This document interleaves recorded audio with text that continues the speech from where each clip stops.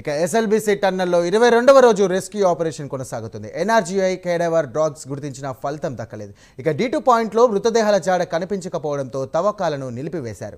గత 7 రోజులుగా ఇదే చోట తవ్వకాలు జరిపారు. ఇక D1 ప్రాంతంలో తవ్వకాలు జరిపేందుకు అధికారులు సిద్ధమవుతున్నారు. ప్రమాద స్థలం నుంచి 43.5 మీటర్ల దూరంలో D1 ప్రదేశం ఉంది. ఆ ప్రాంతంలో 8.85 మీటర్ల మేర మట్టి, సిమెంట్, కాంక్రీట్ ఉండడంతో తవ్వకాలు హై రిస్క్ అని అధికారులు అంటున్నారు. ఇక మరోవైపు రోబో పనిచేయడానికి సాంకేతిక సమస్యలను యూన్వి రోబోటిక్ బృందం క్లియర్ చేస్తోంది. రైట్, దీనికి సంబంధించి కూడా మరిన్ని డీటెయిల్స్ మా ప్రతినిధి హరిశంకర్ అందిస్తారు. హరిశంకర్, చెప్పండి, దాదాపు 22 రోజులు అవుతుంది ఇప్పటికే ఎస్ఎల్బీసీకి సంబంధించినటువంటి జరిగినటువంటి ఘటన పైన. ఇంకా ఎన్ని రోజులు పడుతుంది కొలిక్కి రావడానికి? ప్రస్తుతం అక్కడ పరిస్థితి ఎలా ఉంది?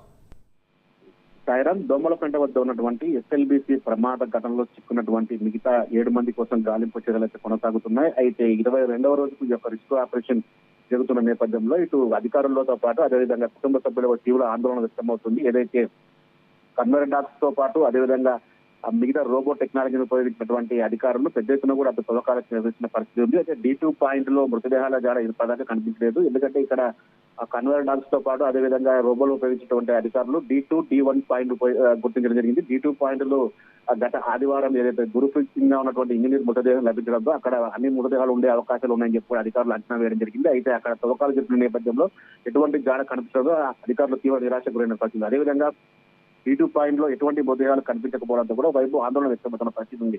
మిగతా ఏడు మంది మృతదేహాల కోసం అయితే గాలింపు చర్యలు అయితే కొనసాగుతూనే ఉన్నాయి. దాదాపు 7 రోజులుగా ఇదే చోట అంటే D2 పాయింట్ వద్దనే తవ్వకాలు జరుగుతున్న నేపథ్యంలో సో అక్కడ ఎటువంటి ఆచూకీ లభించకపోవడంతో కూడా తవ్వకాలంతా నిలిపివేసిన పరిస్థితి. అదేవిధంగా D1 ప్రాంతంలో తవ్వకాలు జరిపేందుకు అధికారులు ఈ రోజు నుంచి ప్రారంభించడం జరిగింది. అయితే ప్రమాద స్థలం ఏదైతే ప్రమాదం జరిగిందో 14.3 కిలోమీటర్ల వద్ద నుంచి కూడా 43.5 మీటర్ల దూరంలో D1 ప్రదేశం ఉంది. సో ఈ ప్రాంతంలో 8.85 మీటర్లు మీద మట్టి మరియు సిమెంట్, కాంక్రీట్ అదేవిధంగా బురద ఉన్న నేపథ్యంలో అక్కడ తవ్వకాలు జరిపేందుకు తీవ్ర ఇబ్బంది అంటున్నారు అధికారులు. ఒకవైపు రిస్క్ ఆపరేషన్ పూర్తిగా సక్సెస్ కావాలంటే అక్కడ ఉన్నటువంటి బురద మొత్తం తీసివేస్తేనే అదంతా అందుబాటులోకి వస్తుందని చెప్పి అధికారులు చెప్తారు. అదేవిధంగా D1 పాయింట్ డెడ్ ఎండ్ లో జలపాతంలో దూసుకు వస్తున్నటువంటి నీరు ఉంది. సో ఆ వాటర్ ని బయటికి పంపాలంటే ఇప్పటికే మోటార్లు 7.5 HP మోటార్ను ఉపయోగించి నీటిని బయటకు ప్రయత్నం అయితే చేస్తున్నప్పటికీ కూడా నీరు ఎప్పటికప్పుడు ఊట పెరుగుతూనే ఉందని కూడా అధికారులు అంచనా వేస్తున్న పరిస్థితి.